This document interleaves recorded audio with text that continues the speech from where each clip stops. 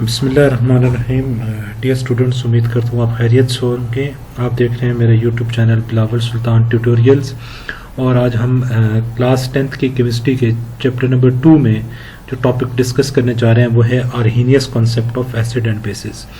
Arrhenius concept of acid and basis जो है ये पहला कॉन्सेप्ट है, detail concept about acid and basis है, जो प्रॉपरली एसिड और बेसिस को डिफाइन करता था।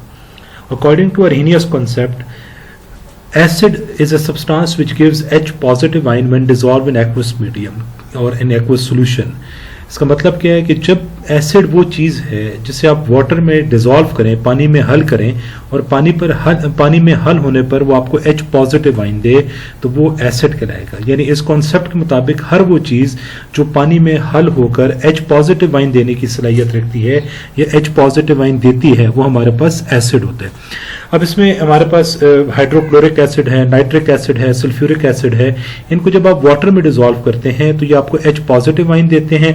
और साथ में जैसे हाइड्रोक्लोरिक एसिड है, इसको आपने जब वाटर में डिसॉल्व किया, ये एक्वस का मतलब है हमने इसको वाटर में, AQ का मतलब है एक्वस, तो एक्वस का मतलब है हमने इसको वाटर में डिसॉल्व किया। जब आपने इसको वाटर में डिसॉल्व किया तो ये आपको H पॉजिटिव आयन दे रहा है और साथ में Cl नेगेटिव आयन दे रहा है। तो हमने कहा है कि हर वो चीज जो H पॉजिटिव आयन देने की एबिलिटी रखती है, ये H पॉजिटिव आयन देती है, वो हमारे पास एसिड है। तो हाइड्रोक्लोरिक एसिड हमारे पास एसिड है। दूसरी एग्जांपल आपके सामने लिखी हुई है नाइट्रिक एसिड की। जब आप नाइट्रिक एसिड को भी वाटर में डिसॉल्व करते हैं तो ये आपको H पॉजिटिव आयन यानी hydronium ion, H positive ion को हम कहते हैं, आपको H पॉजिटिव आयन देता है, साथ में नाइट्रेट आयन बनाते हैं। सिमिलरली बेस वो सब्सटेंस होती है जिसको आप वाटर में डिसॉल्व करें और डिसॉल्व होने पर वो आपको हाइड्रोक्साइड आयन दे। हाइड्रोक्साइड आयन को हम OH नेगेटिव आयन कहते हैं। जब OH नेगेटिव आयन दे वाटर में डिसॉल्व होके तो ऐसी सब्सटेंस को हम बेस कहते हैं। इसकी दो एग्जांपल्स आपके सामने मैंने लिखी हैं, एक NaOH है और एक CaOH है। जब आपने NaOH को वाटर में डिसॉल्व किया तो आपके पास Na पॉजिटिव और OH नेगेटिव आयंस बने। और जब आप कैल्शियम हाइड्रोक्साइड को वाटर में डिसॉल्व करते हैं तो आपके पास कैल्शियम +2 आयन और 2 OH नेगेटिव आयंस या हाइड्रोक्साइड आयंस बने। तो अब इसी बीच हमारे पास है लिमिटेशंस या shortcomings of Arrhenius concept. Limitations या शॉर्टकमिंग्स का मतलब होता है कि इसके नुकाइस क्या हैं, इसकी खामियां क्या हैं। तो आर्हीनियस कॉन्सेप्ट की जो सबसे बड़ी खामी है ये सिर्फ और सिर्फ एक्वस मीडियम के लिए एप्लीकेबल है। यानी जब आप किसी चीज को वाटर में डिसॉल्व करेंगे तो ये उसके एसिडिक और बेसिक नेचर को एक्सप्लेन करेगी। अगर आपने किसी सब्सटेंस को वाटर में डिसॉल्व नहीं किया या कोई ऐसी सब्सटेंस है जो वाटर में डिसॉल्व नहीं हो सकती तो क्या वो एसिडिक और बेसिक नहीं होगी? तो इसके बारे में आर्हीनियस कॉन्सेप्ट कोई आपको एक्सप्लेनेशन नहीं देता। दूसरी बात, आर्हीनियस कॉन्सेप्ट कहता है कि जब आप किसी चीज को पानी में डिसॉल्व करेंगे और वो आपको H पॉजिटिव या OH नेगेटिव आयंस देगी तो हम उसे एसिड या बेस कहेंगे। अब बहुत सारे ऐसे सब्सटेंसेस हैं जिन्हें आप जो H पॉजिटिव आयन या OH नेगेटिव आयन देने की एबिलिटी नहीं रखते लेकिन वो एसिडिक इन नेचर है।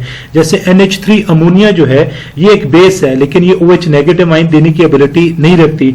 CO2 कार्बन डाइऑक्साइड एक एसिड है, ये H पॉजिटिव आयन देने की एबिलिटी नहीं रखता। तो इसकी ये जो दो शॉर्ट कमिंग्स हैं ये बहुत इंपॉर्टेंट है पेपर के पॉइंट ऑफ व्यू से भी। तो ये दो शॉर्ट कमिंग्स थी जिसकी वजह से आर्हीनियस कॉन्सेप्ट एसिड और बेसिस के बारे में तमाम पाई जाने वाली चीजें को एसिड और बेसिस में क्लासिफाई नहीं कर सका।